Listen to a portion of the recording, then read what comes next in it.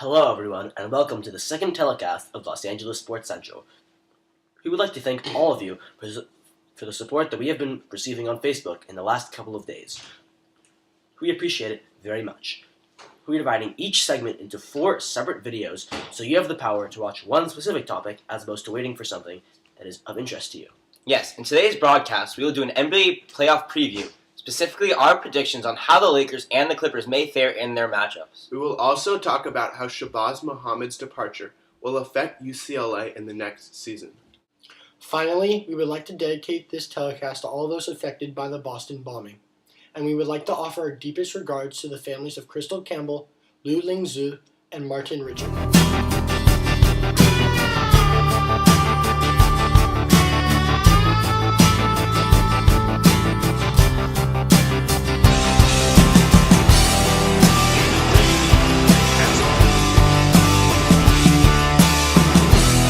You are watching Los Angeles Sports. So now we're going to talk about the Los Angeles Clippers. How do you think that they are going to do against the Grizzlies? Personally, I think they're going to win.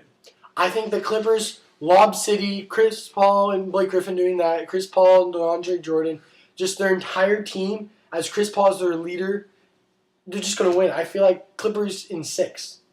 I feel like that every great player, when they leave a team, when they're supposed to be a franchise player, they leave it because they want to win championships. And that's what Chris Paul did with New Orleans. You know, he was offered a lot of money to stay in New Orleans, but he decided to come to LA because he knew there was potential to win a championship. And I think that, you know, after last year was kind of a disappointment, he knows that they have the potential with Blake Griffin and DeAndre Jordan at the bigger in the post, and they have, you know, Chauncey Billups' leadership. I really think that he knows that this team can take Grizzlies to maybe 6 or 7. And also, Jamal Crawford coming off the bench. He averaged the second most points out of 6 men this year. He can score at will, and he just leads one of the best bench units. Yeah, they are Great. fantastic. Yeah. You know, it's very interesting. They have a lot of guys that were on the Lakers at some point. I mean, they had Barnes and Lamar and Ronnie Turieff. I mean, they just have a lot of... It's very interesting how the Lakers they moved across to the same stadium, but different locker rooms. So it's kind of... I just think that, I think Ronnie Turieff, and don't get me wrong in this, I love watching him, not when he plays, but when he's on the bench. I think It's a good cheerleader. I mean, he's a spark for that bench, because when you see them, you see like Matt Barnes or Ryan Hollins get a dunk, he's up there going like this and having a lot of fun. I think he's the guy who gets the bench motivated. I think he's the reason why the bench is so good, and he doesn't even play. Yeah, but I think the Clippers, they have a great team. I mean, Crawford and Blake and CP3, just great players. And then And Vinny Del Negro, candidate for the coach of he's the a great year. coach. And also Yeah. Chauncey Billups, who, when he plays, he can just be a great player with a lot of experience, great guard. He's definitely Great coach. He's developed. He used to be one of those guys, drive into the basket and get fouled or, do some crazy layup. But now he's just a guy who facilitates the floor because he's getting older and he knows his role. Same with Caron Butler. Caron Butler, when he was He's a solid player. when he was down in Washington, he would, drive and posterize people. But now he realizes that his job is to be that guy who shoots in transition or who gets those set shots because they need him to do that. Exactly. Let's not overlook the Grizzlies. I mean, they're still a good team, Oh, for but sure, they've yeah. given up great players. Lionel Hollins, though, he has a motivation. He was an interim coach for the Grizzlies on 8 different occasions before they finally offered him a job. Yeah. Going back to the Vancouver He's days, come a long way. and they were an 8th seed 2 years ago. Last year they were a 3rd seed or 4th seed, I believe. And they played the Clippers and they had home court advantage.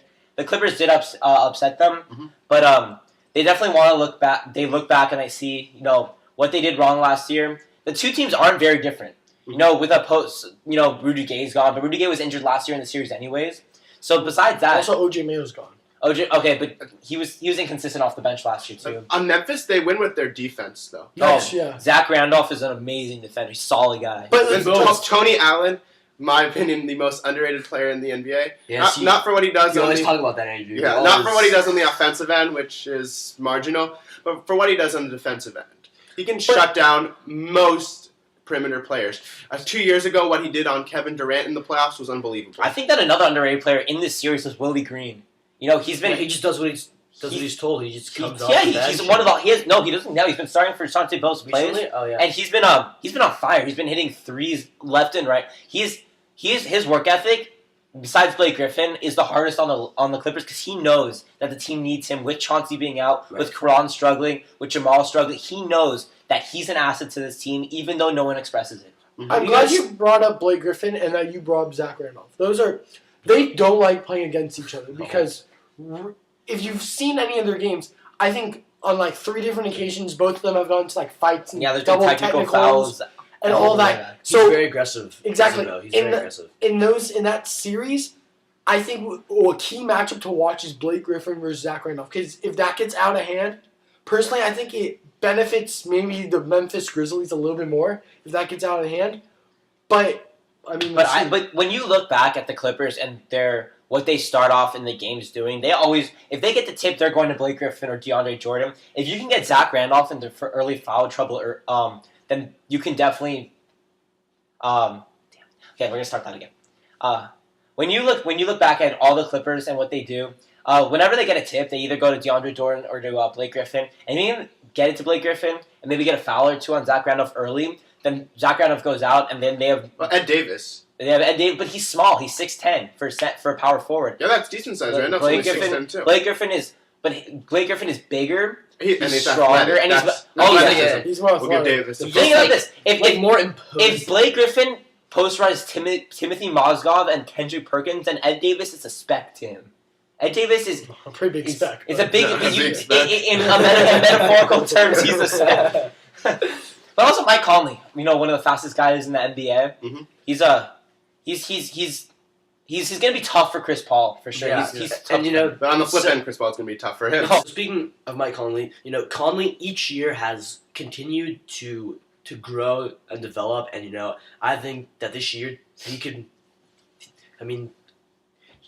I think he could be the difference with the Clippers. Like, I think if he performs very well against Paul, and if he scores a lot, they could win. But I still see the Clippers in 6. So we all have Clippers. Clippers in 6. 6. Yeah, Clippers in a tough series.